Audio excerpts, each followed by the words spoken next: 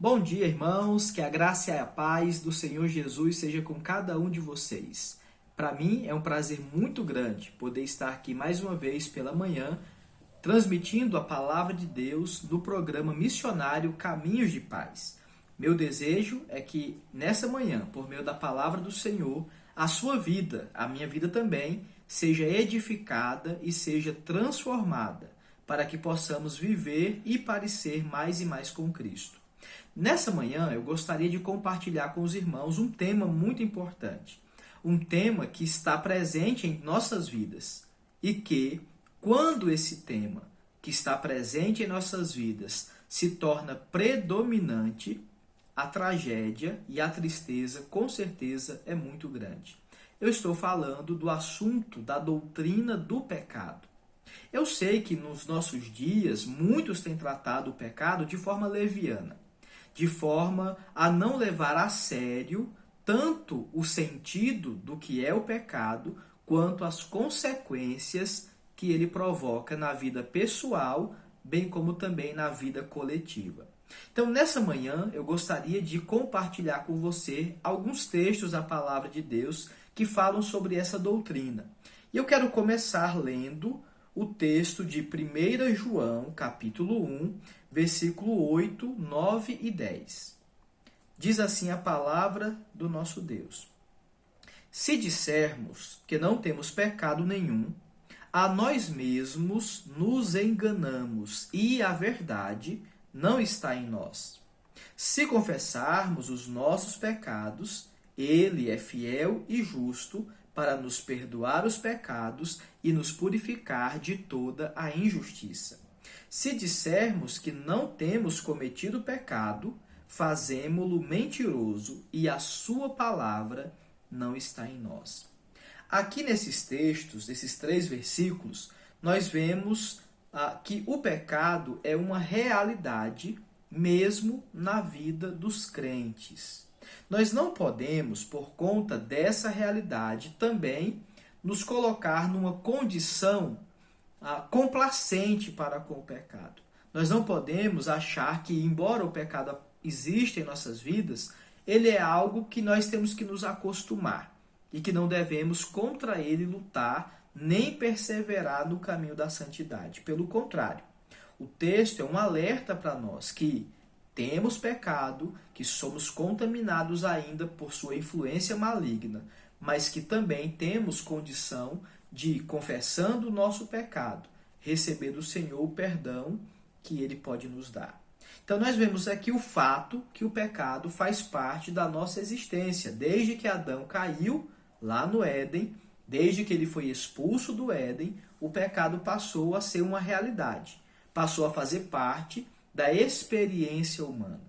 Mas nós que vivemos nesse mundo caído e ainda com a influência do pecado sobre nós, não podemos ceder a ele.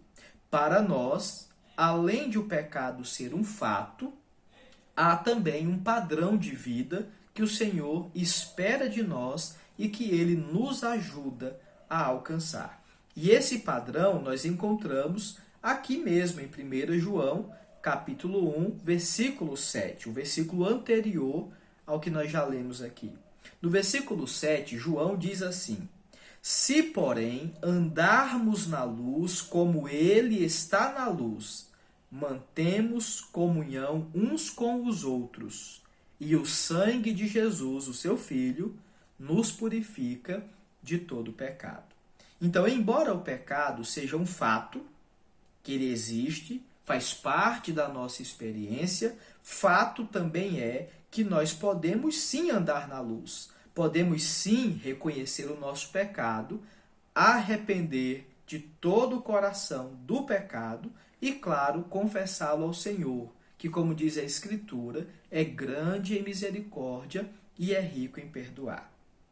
Então, temos visto até aqui que o fato do pecado existir na vida do crente não deve ser, para o crente, um motivo de baixar a guarda, de se conformar com essa realidade trágica, com essa realidade tão difícil. Pelo contrário, devemos buscar viver na luz, como também Ele, Cristo Jesus, está na luz. E o nosso próprio Deus, o Deus e Pai de nosso Senhor Jesus Cristo, que é santo em todas as suas perfeições, deseja que nós sejamos, como Ele é também, santos em todo o nosso procedimento. Então, talvez alguém perguntasse assim: pastor, então como é que a gente pode ter uma espécie de prevenção contra o pecado? De que maneira nós podemos, então, nos precaver de não cairmos no pecado? Eu quero apresentar para vocês algumas formas como nós podemos nos prevenir para não cairmos no pecado. A primeira maneira é uma maneira muito simples, muito clara. Se encontra lá no livro dos Salmos, e eu quero convidar você a abrir a sua Bíblia, no Salmo de número 119. No Salmo 119, especialmente no versículo 11, nós encontramos uma forma de nos prevenirmos, de fazermos uma prevenção contra o pecado em nossas vidas. Salmo de número 119, versículo 11 diz assim: guardo no coração as tuas palavras para não pecar contra ti. Além disso, no versículo 9, há um conselho para os jovens. De que maneira poderá o jovem guardar puro o seu caminho? Observando segundo a tua palavra. A palavra de Deus é um antídoto para nós não vivermos no pecado. É ela quem nos santifica, pois Jesus, orando ao Pai, lá no Getsêmani, está registrado em João, capítulo 17, lá no versículo 17, diz assim: santifica-os na verdade, a tua palavra é a verdade. Portanto, se queremos nos prevenir de cairmos no pecado ou de vivermos no pecado, precisamos então da palavra de Deus. A palavra de Deus para nós é um antídoto contra o pecado.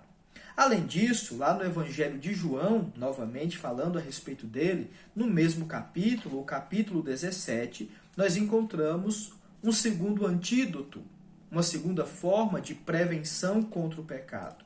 João 17 registra a oração sacerdotal de Jesus. E nós encontramos no versículo 15 as seguintes palavras que o próprio Senhor Jesus, orando ao Pai, falou. Em João 17, verso 15, diz assim: não peço que os tires do mundo, e sim que os guarde do mal.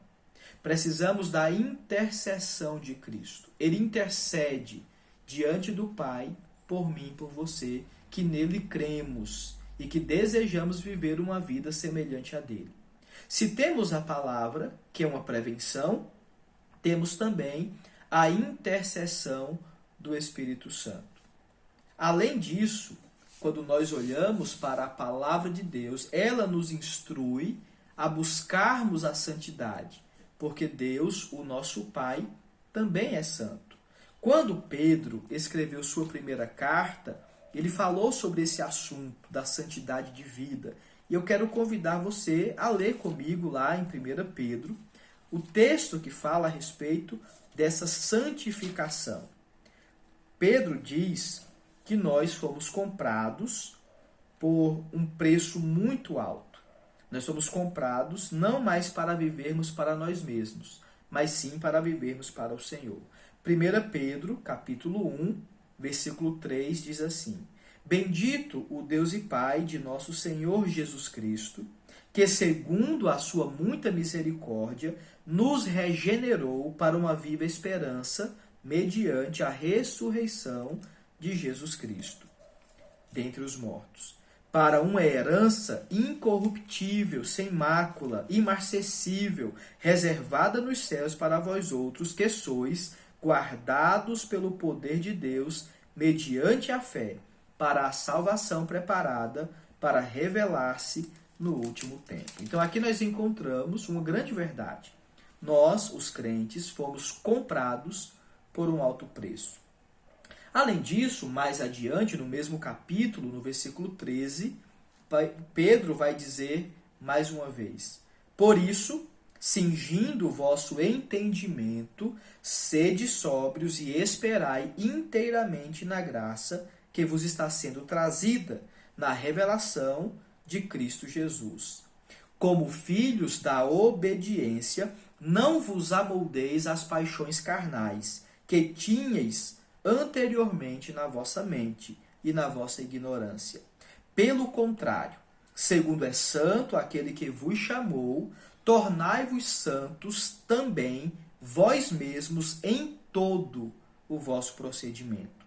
Porque escrito está: sede santos, porque eu sou santo. Aqui você vê, e eu vejo também, a junção da palavra do Espírito Santo que nos santifica e, claro, também do Espírito Santo que habita em nós, e a palavra nos orienta a não nos amoldarmos pelo que o mundo oferece. Nós vemos aqui a prevenção contra o pecado na nossa vida. Nós vimos que o fato de o pecado existir na nossa vida é uma realidade, que nós não podemos escapar. Mas o padrão que Deus dá para mim e para você é o padrão da luz, de andarmos na luz, de sermos santos, porque Ele próprio é santo também.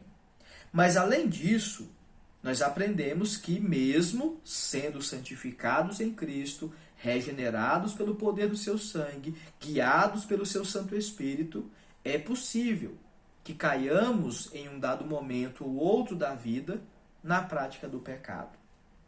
Não devemos tratar o pecado com leviandade, porque o pecado traz sim penalidades e consequências para a vida do crente. E eu quero mostrar agora algumas consequências, algumas penalidades que o pecado provoca na sua vida e na minha também. Lá em 1 João, nós encontramos no capítulo 1, versículo 6, algo muito forte. Quando João escreve e diz assim: se dissermos que mantemos comunhão com Ele e andarmos nas trevas, mentimos e não praticamos a verdade. Quando um crente nega os seus próprios pecados, quando um crente não admite os seus pecados, dele não se arrepende e também não chora, não pranteia por eles e muito menos o confessa, o que acontece na vida desse crente? A perda de comunhão. E claro, ele passa a viver uma vida de mentira, de falsidade. Porque se nós dissermos que mantemos comunhão com Deus e andarmos na prática pecaminosa, andarmos nas trevas, nós mentimos, tanto com a boca quanto com as ações. E é fato que a verdade de Deus não está presente em nós naquele momento. Além disso, é possível que quando nós fazemos parte de uma comunidade cristã, uma igreja, ao pecarmos e não nos arrependermos do pecado, como penalidade, Deus impõe a exclusão daquele grupo, daquela irmandade que nós chamamos de família de Deus, de igreja local. Veja o que diz 1 Coríntios, capítulo 5. Em 1 Coríntios 5, Paulo trata de um assunto muito pesado para aquela igreja. No capítulo 5, Paulo está tratando da repreensão contra a impureza que havia naquela igreja. Embora a igreja de Corinto fosse cheia de dons, fosse a igreja mais carismática do Novo Testamento, ela também mantinha no seu meio pessoas imorais, pessoas que praticavam imoralidade e que aparentemente não estavam arrependidas daquilo que praticavam. Por isso aqui nos versículos 4 a 5, Paulo diz assim: em nome do Senhor Jesus, reunidos vós e o meu espírito, com o poder de Jesus nosso Senhor, entregue a Satanás para a destruição da carne, a fim de que o espírito seja salvo no dia do Senhor. Ele está tratando de um rapaz, de um homem, que estava vivendo maritalmente com a esposa do seu próprio pai. E ele diz então, olha, se não há arrependimento, trate-o como um descrente. Trate-o entregando o seu corpo a Satanás, longe da comunhão da igreja, para que o espírito dele seja salvo. para que ele então encontre no último dia a salvação de sua alma. Mas essa disciplina visava o arrependimento do pecador, não a sua destruição. Além disso também, a disciplina de Deus vem junto. Isso aqui é a disciplina que a igreja pode realizar. E ela reflete, claro, a disciplina do próprio Deus. Hebreus diz que uma outra penalidade ou consequência para o nosso pecado é a disciplina de Deus. Abra comigo a sua Bíblia em Hebreus, nós vamos ler no capítulo 12, versículo 6. Essa carta que é muito importante. Essa epístola é uma epístola geral e que ela trata sobre a vida cristã, os seus desafios, trata da superioridade de Cristo e fala também que Deus não brinca com sua igreja, com seu povo. Aqui em Hebreus capítulo 12, versículo 6, o autor, e eu considero que esse autor pode ser Paulo, o apóstolo, diz assim: porque o Senhor corrige a quem ama e açoita a todo o filho a quem recebe. É para a disciplina que perseverais. Deus os trata como filhos. Pois que filho há que o pai não corrige? Mas se estais sem correção, de que todos têm se tornado participantes, logo sois bastardos e não filhos. Uma das evidências de que nós somos filhos de Deus é que, quando pecamos, o próprio Deus nos disciplina com vistas ao arrependimento, à maturidade e, claro, à perseverança também. Mas é possível que também, como consequência ou penalidade do pecado, Deus permita que aconteça entre nós a morte física. Voltando lá para a carta de Paulo aos Coríntios, nós encontramos no capítulo 11, verso 30, uma declaração muito pesada com relação ao pecado. 1 Coríntios, capítulo 11, verso 30. Contextualizando esse texto, nós sabemos que o capítulo 11 de 1 Coríntios, principalmente a partir do versículo 17 até o final dele, o apóstolo Paulo está tratando do culto na igreja. E, em especial, está dando orientações, instruções quanto à celebração da ceia do Senhor. E aí, no versículo 30, o apóstolo Paulo diz: eis a razão porque há entre vós muitos fracos e doentes, e não poucos que dormem. Porque se nós julgássemos a nós mesmos, não seríamos julgados. Mas quando julgados, somos disciplinados pelo Senhor, para não sermos condenados com o mundo. Assim, pois, irmãos meus, quando vos reunis para comer, esperai uns pelos outros. Se alguém tem fome, coma em casa, a fim de não vos reunirdes para juízo. Quanto às demais coisas, eu as ordenarei quando for ter convosco. O que Paulo diz aqui nesse texto? Olha, existe doença no meio de vocês e até muitos que já morreram por causa da desobediência e por causa do pecado no meio de vocês, no meio da igreja. Olhando para essas penalidades, como perda de comunhão, exclusão da comunidade religiosa, disciplina de Deus diretamente contra o seu filho que peca e não está arrependido, e às vezes até mesmo morte física, deveríamos pensar, então, qual é o remédio eficaz para lutarmos contra o pecado na vida de nós que somos crentes? E aí eu quero encerrar voltando lá para 1 João, especialmente o capítulo 1, versículo 9.